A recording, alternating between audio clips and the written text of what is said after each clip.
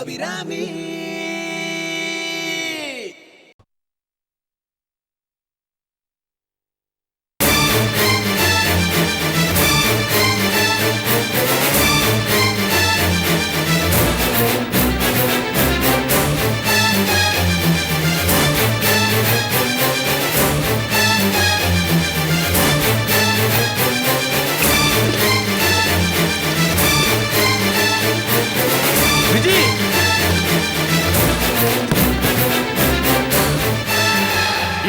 என்ன பைத்தியக்காரத்தனமா ஒரு காரியம் பண்ணிட்டு இருக்க?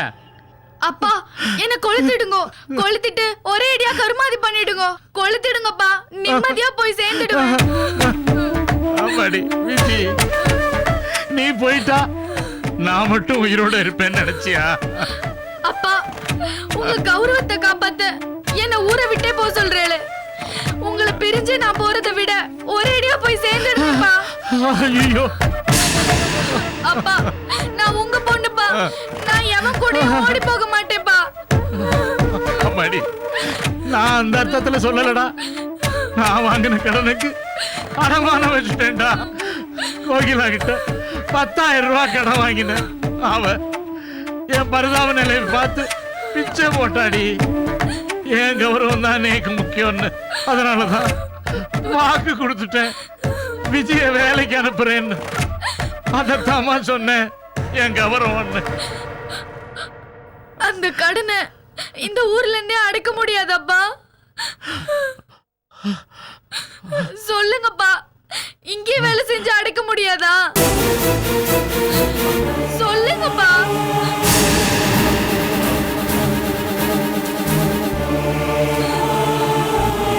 அப்ப நீங்க என்ன நம்பலல்ல, என்ன நம்பவும் மாட்டேங்கிறீங்க, என்ன சாவும் விட மாட்டேங்கிறீங்க. நான் என்னதான்ப்பா பண்றது சொல்லுங்க, நான் என்னப்பா பண்றது சொல்லுங்கப்பா, நான் என்னப்பா பண்றது?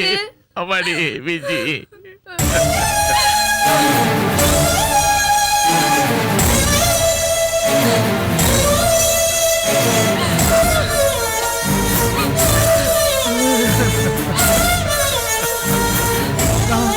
நான் ஒன்னு நம்புறேன்மா.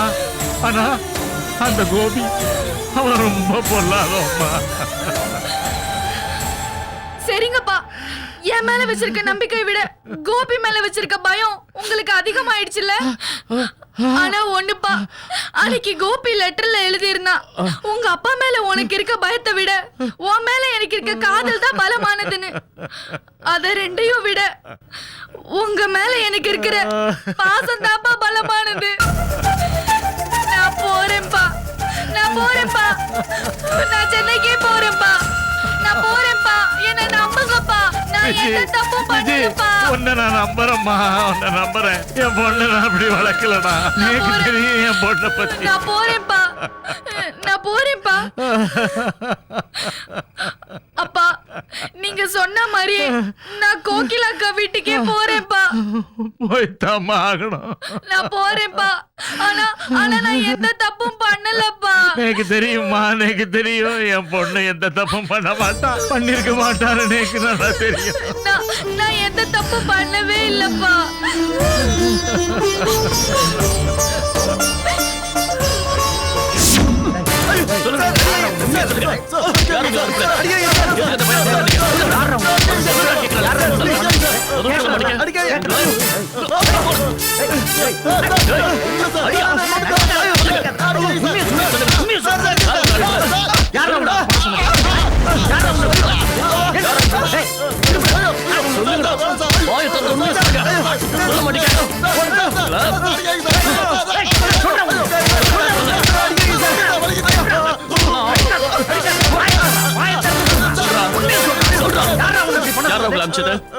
கலெக்டர் பையனை ஏன் கொல்ல பாத்தீங்க? சொல்லுங்கடா, சொல்லுங்க. யார் அமிச்சது? யாரா? விட்டுருங்க சார், எங்களுக்கு எதுவும் தெரியாது சார். சொல்லிரு சார், சொல்லிரு சார். சொல்றேன் சார். அண்ணாச்சியோ கொண்டாடி இந்த சார் எங்களை அந்த பையனை கொல்ல சொல்லி எங்களை ஆஸ்பத்திரிக்கு அனுப்பி வச்சாங்க சார். ஆமா சார், அண்ணாச்சி தான் சார். ஆமா சார், சார் அடிக்காங்க சார். டேய், இப்ப சொன்னத அப்படியே கோர்ட்ல வந்து சொல்லணும். சொல்றேன் சார். மாத்தி சொன்ன செத்த.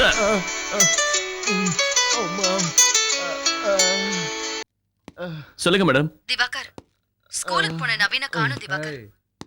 என்ன மேடம் சொல்றீங்க? Take it as a complaint and take necessary okay action. Madam.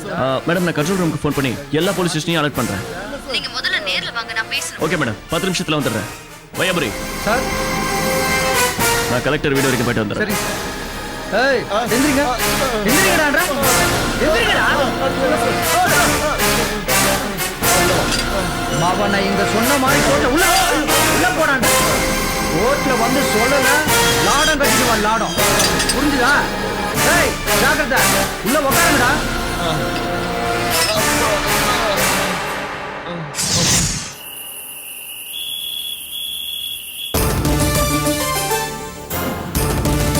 S Satish,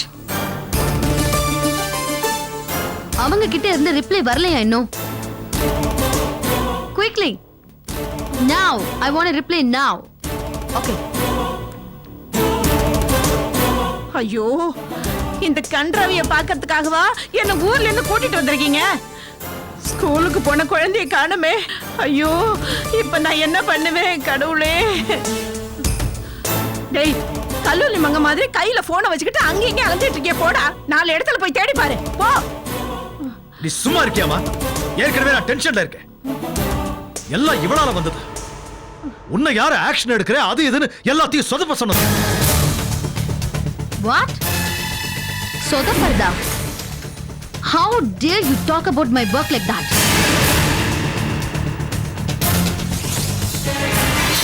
என் வேலையை எனக்கு நல்லாவே செய்ய தெரியும். அதுக்கும் இதுக்கும் முடிச்சு போடாதீங்க. நவீனுக்கு ஒன்றும் ஆகாது. We will find him.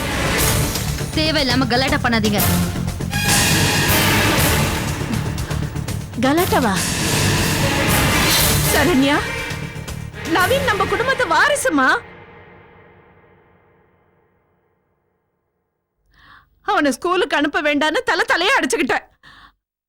அவனை இப்ப காணோன்னு துடிச்சுக்கிட்டு இருக்க. நீ எதுவுமே நடக்காத மாதிரி இருக்கியேம்மா. உங்களோட சேர்ந்து நானும் அனாவடித்தனம் பண்ணிக்கிட்டு இருந்தா எந்த வேலையும் நடக்காதுமா. ஒரு தாயா அவனுக்காக நான் கவலைப்படலன்னு நீங்க நினைச்சீங்கன்னா உங்களுக்கு பதில் சொல்றதுக்கு எனக்கு நேரம் இல்ல. எனக்கு முக்கியமான வேலை இருக்கு. என் பிள்ளைய நான் கண்டுபிடிக்கணும். Good evening madam. S inspector. இதுல ஒன்னும் குறைச்சல் இல்ல. காக்கா வலிப்புக்கார மாதிரி காலை ஒதுக்கிட்டு சலாம் போடுறதுக்கு மட்டும் தெரியுது. காரியத்துல ஒன்னும் பிரயோஜனம் இல்ல. அம்மா ப்ளீஸ். என்னாச்சு இன்ஸ்பெக்டர்? ஸ்கூலுக்கு போனீங்களா? Yes madam. ஸ்கூல் பிரின்சிபலை பார்த்து பேசினேன். ஃபர்ஸ்ட் 2 பீரியடும் உங்க சன் கிளாஸ்ல தான் இருந்திருக்கான். 3வது பீரியட் பிடி கிளாஸ். எல்லாரும் கிரவுண்டுக்கு போயிருக்காங்க. பீரியட் முடிஞ்சதுக்கு அப்புறம் அவனை காணோம் மேடம்.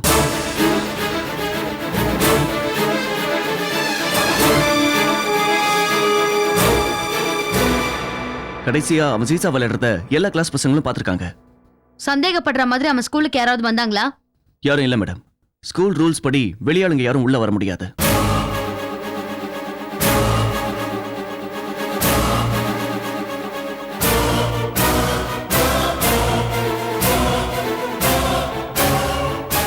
ஒருவேளை இது ஒரு இன்சைட் ஜாபா கூட இருக்கலாம்ல? என்ன சொல்ற? ஐ மீன் ஸ்கூல் வாட்ச்மேன், ஆயா, எத்தனையோ பேர் இருப்பாங்க ஸ்கூல்ல. அவங்க உடந்தையா இருந்திருக்கலாம்ல? அவங்களெல்லாம் விசாரிச்சீங்களா? மேடம், வாட்ச்மேன் ஆயா மட்டும் இல்ல, ஓல் ஃபேக்கல்ட்டியும் என்கொயரி பண்ண. ஆனா எந்த இன்ஃபர்மேஷனும் கிடைக்கல. நவீனை பத்தி அவங்களும் கவலைப்படுறாங்க. இன்ஸ்பெக்டர், உங்க கான்ஸ்டபிள் செக்யூரிட்டிக்கு போட்டிருந்தீங்களே, அவர் என்ன பண்ணிட்டு இருந்தாரு?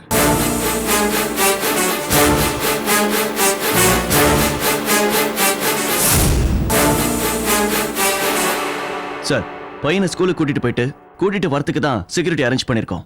பையன் ஸ்கூல்ல இருக்கும்போது அவனுக்கு செக்யூரிட்டியா மேனேஜ்மெண்ட் தான் பாத்துக்கணும். ஆஹா, நல்லா சமாளிக்கிறீங்க. இப்படி பேசி பேசித்தான் அன்னைக்கு அவங்க 2 பேரையும் கோட்டை விட்டீங்க.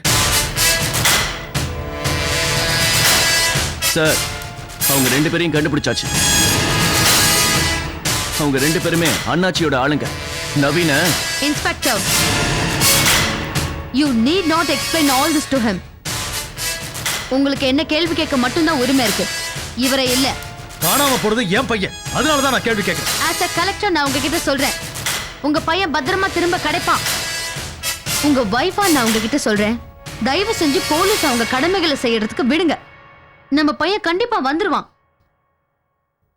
Inspector, madam. பெரிஃபரல் ஏரியாவெல்லாம் செக் பண்ணி பாருங்க. Yes madam. I want a report in 15 minutes. Yes madam. ம்.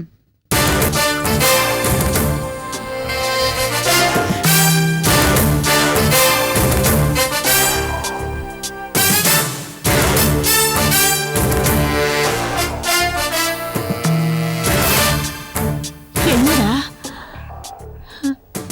இவ எப்பவுமே அப்படிதான்.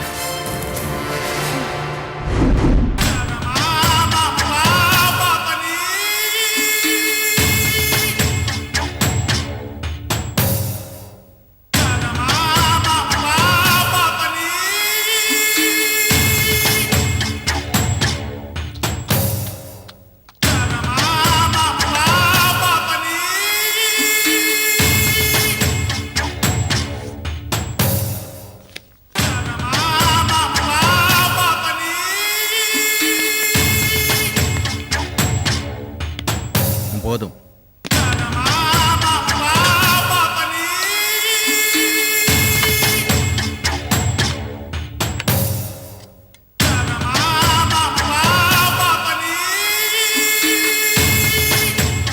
போதும். ஏய் போதும்னு சொல்றேன்ல, சும்மா கொட்டிக்கிட்டே இருந்தா என்ன அர்த்தம்? குண்டா சாம்பார் ஆக்கி வச்சிருக்கேன். 3 பேருக்கு சமைச்சு பழக்கப்பட்ட கை, திடீர்னு 2 பேருக்கு சமைக்க முடியல. ஒருத்தன் போய் சேர்ந்துட்டான். செந்திலுக்கும் சேர்த்துதான் எனக்கு சமைக்க வருது. திடீர்னு குறைச்சுக்கணும் என்னால முடியாது. திங்கிறதுக்கு வேற ஆள் இல்ல. எல்லாத்தையும் நீங்களே கொட்டிக்கோங்க. உன் வேதனை எனக்கு புரியுது தேவான. நீ பொம்பளை, உணர்ச்சியை கொட்டிடுற. நான் அழவும் முடியாம உணர்ச்சிகளை வெளியே கொட்ட முடியாம இருக்கேன். செந்தில கொண்டவன் நல்லாதான் இருக்கா. நாம தான் இன்னும் கொஞ்சம் சாம்பாரை ஊத்து, ரசத்தை ஊத்துன்னு வயிற்று ரொப்பிட்டு இருக்கோம். ச்சே, செந்திலுக்கு பதிலா அந்த பொம்பளை என்ன கொலை செஞ்சிருக்கலாம். உன்னோட குத்தலான பேச்சில இருந்து நான் தப்பிச்சிருப்பேன். இப்ப மட்டும் என்ன கெட்டு போச்சு. நேரா அந்த கலெக்டர் அம்மாட்ட போய் அம்மா தாயே என்ன கொலை பண்ணுன்னு சொல்லுங்க. உங்க ஆசையை கண்டிப்பா அவன் நிறைவேற்றி வைப்பா.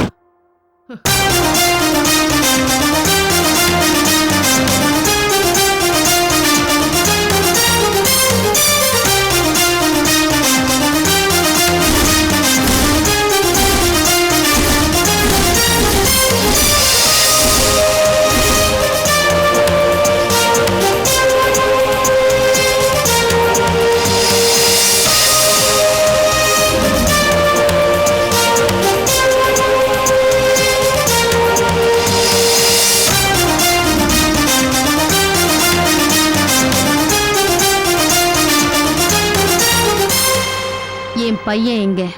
என்னது? என் பையன் எங்க? ஓ, உன் புள்ளைய காணுமா? அதுக்கு எதுக்கு இங்க வந்து கேக்குற? இது பாருங்க, இது வரைக்கும் நமக்குள்ள நடந்ததெல்லாம் அபிஷியல். நீங்க பிசினஸ்ல தப்பு பண்ணீங்க. ஒரு கலெக்டரா நான் அதை தட்டி கேட்டேன்.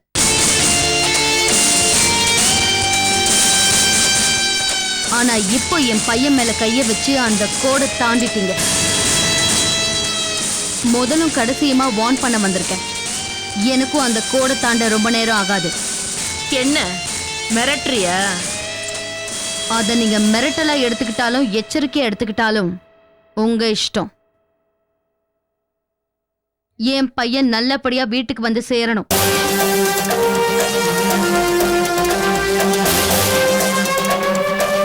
இல்லைன்னா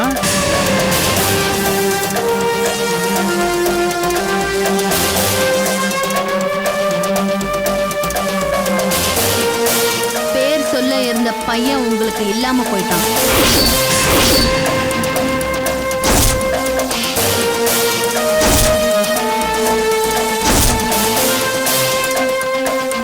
இப்போ உங்களுக்கு சொல்லிக்கிறதுக்கு பேரே இல்லாம போயிடும்.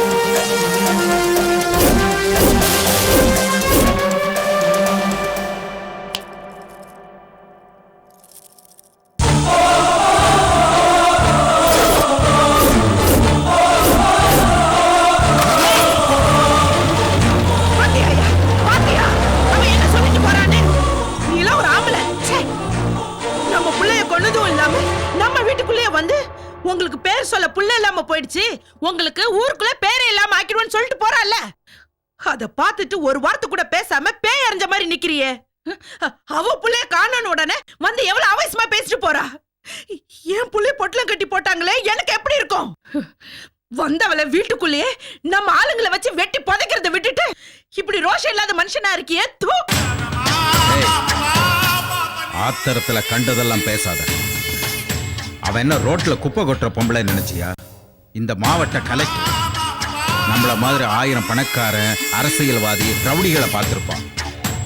அவகிட்ட எல்லாம் நேரடியா மோத முடியாது. நிதானமா நேரம் வரும்போதுதான் அடிக்கணும். ஆமாயா, இப்படி ஜாதகம் பார்த்துட்டு புள்ளைய போனதுக்கு அப்புறம் நம்ம வாழ்ந்தானே செத்தா என்ன? முதல்ல அவ சாகணும். அத பார்த்துட்டு தான் என் உயிர் நிம்மதியா போகும்.